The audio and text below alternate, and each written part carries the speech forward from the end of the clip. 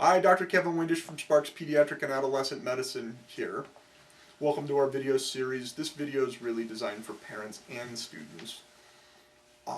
Today what we want to talk about is newborn blood typing, ABO, RH, and incompatibilities.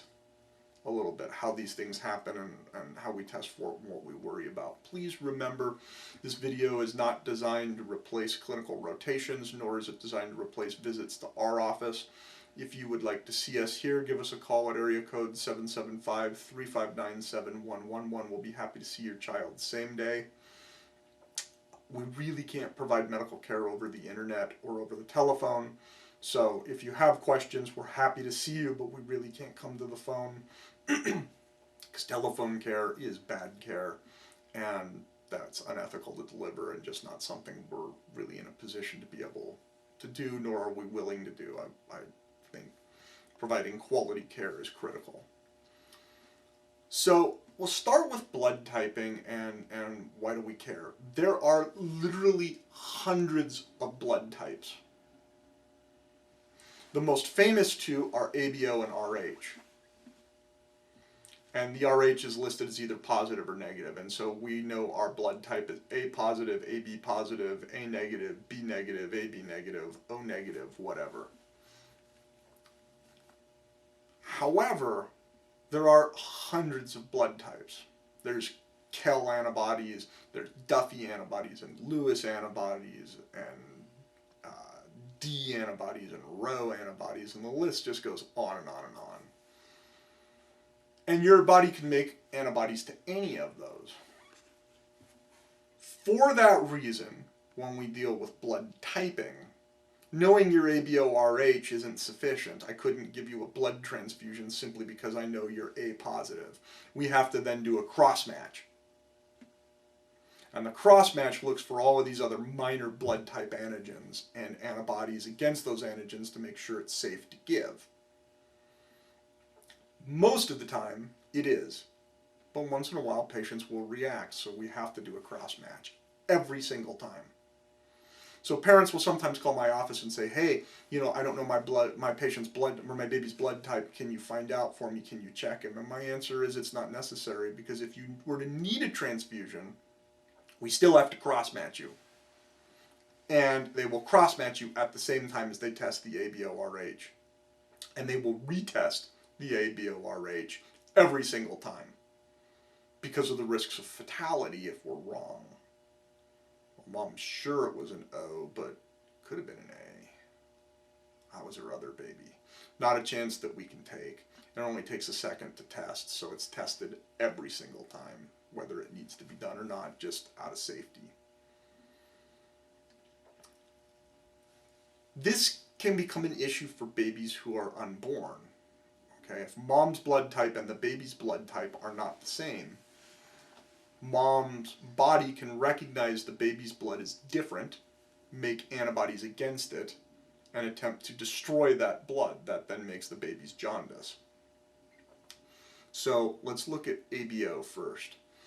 Antibodies, if you are blood type O, you make antibodies against blood type A and blood type B, because O is the absence of A and B proteins on the, or carbohydrates on the, it's carbohydrate, not protein, carbohydrates on the red blood cells. If you are blood type A, your body will make blood type B antibodies. And if you're blood type B, your body will make blood type A antibodies. If you are blood type AB, your body won't make any antibodies because it recognizes both of those carbohydrates as normal.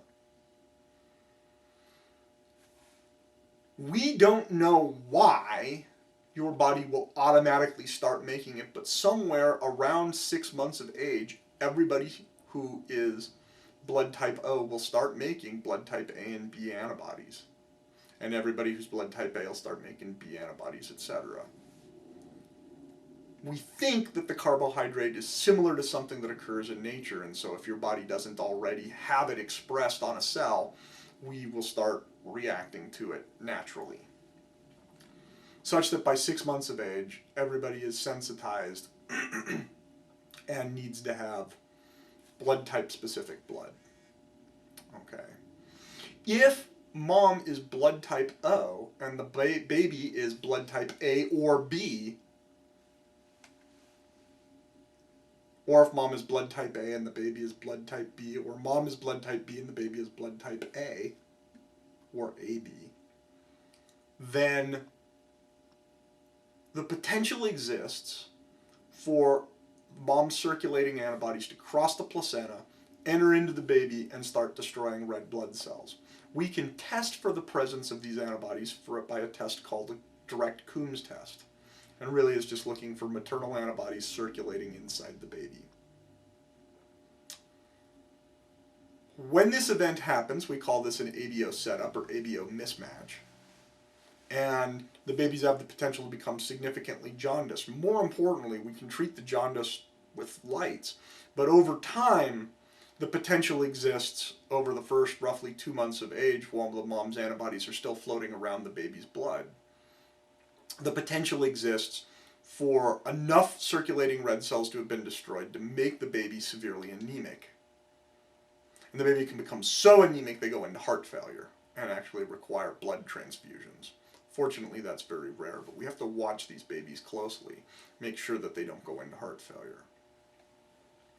With the RH situation, things are a little bit more complicated. Your body, if you are Rh positive, will not make any antibodies against Rh. It recognizes it as normal. This is a protein. If you are Rh negative, your body still won't make antibodies unless it's ever been exposed to Rh antigen. And that means on the first exposure, nothing will happen. It's the second exposure where there will be an issue. So if you're blood type Rh negative, and we always transfuse you with Rh negative blood, and all of your babies are Rh negative, there will never be an issue. But if a mom is Rh negative and got exposed to Rh positive blood via transfusion or via a previous pregnancy, then she'll start to make Rh positive antibodies. On a subsequent baby, if that baby is Rh positive, those antibodies will definitely cross the placenta and start destroying red blood cells. They can send the baby into heart failure even before the baby is born. They can cause brain damage and deafness and even death before the baby is even born. There are things that can be done to manage that if that becomes an issue, to prevent those bad outcomes for the babies. You say, well, this sounds horrible. What do we do about it? Well, once you make those antibodies, there is nothing that can be done. However, we can do things to prevent the exposure. So if a mom is Rh negative and gives birth to an Rh baby, or has a miscarriage with an Rh baby, Rh positive baby, or has an abortion from an Rh positive baby, or has amniocentesis from during an Rh positive pregnancy, or where we're not sure about the Rh status of the fetus, the baby, we can give mom an injection of something called RhoGAM, which is anti-Rh antibody, and it will bind up any circulating Rh from the baby's blood inside mom's blood before mom's immune system has an opportunity to respond, and thus prevent mom from converting and starting to make those antibodies. So prevention is the key. And we prevent it with RhoGAM. These babies, however, if they got mom's antibodies, will similarly also be coombs positive most of the time. Now, you can have mom's anti-A antibody in an A positive baby, mom's anti-Rh positive antibody in an Rh positive baby, and still be coombs negative and yet have significant ongoing destruction of red cells. So the coombs test is an indicator of what's going on, but it is not the end-all and be-all of hematologic testing, and as such, a negative Coombs test doesn't mean that there's not problems going on inside the baby. We need to look at the clinical situation for the baby as well. Conversely, or the reverse, is also true. You can have no RH or ABO setup and have an anti-kel setup, and mom for some odd reason is making anti-kel antibodies, and those antibodies can cross the placenta and make the baby very jaundiced and coombs positive with hemolytic anemia. When that happens, we never know which antibody the mom is reacting to. We just know it's a minor blood type antigen, but we'll never know which one. In the end, it's probably not important unless mom needs a transfusion, and if she needs a transfusion, the blood bankers will figure that out for us.